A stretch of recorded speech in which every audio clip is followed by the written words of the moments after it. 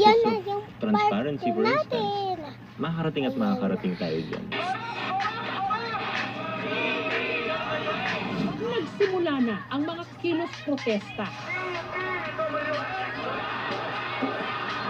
Biyernes, nagrally at walkout ang mga estudyante ng University of the Philippines sa Diliman.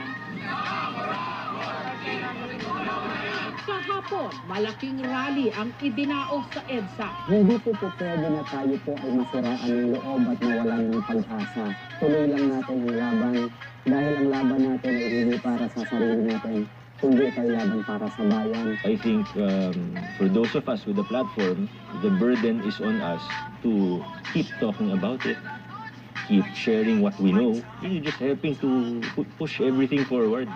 Kasi ito na to eh. Ito na yung opportunity. Alam kong sawang-sawa na po tayo sa mga lumang kalakaran. Ayaw na natin dun sa mga babalitaan na korupsyon. Pero kung isa, dalawang tao lang kikilos, walang mangyayari. Kailangan lahat po tayo. Let's all do what we can in our own ways, in our own capacities. And hopefully, before we know it, we're in a better Philippines. Thank you, Mayor Vico. Thank you. Salamat po.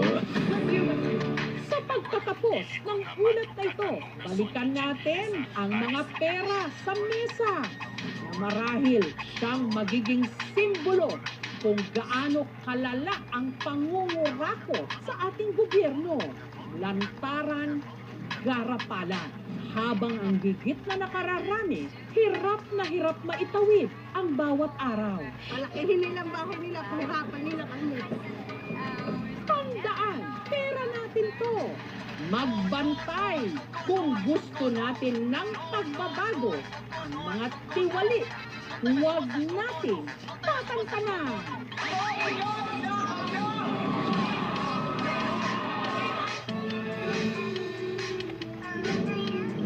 Mula sa kanyang blonde hair, damit, pati na kilos,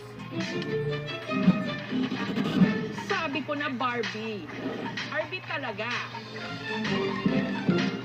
Kaya naman ang delivery rider na ito, nalito. Inakalang siya ang manika na ipapakargo. Umalis na yung rider, sir. Matikat na yung manika na kaupo dito kanina. Naku, hindi yun. Na-deliver ko na po. Ha? Patay!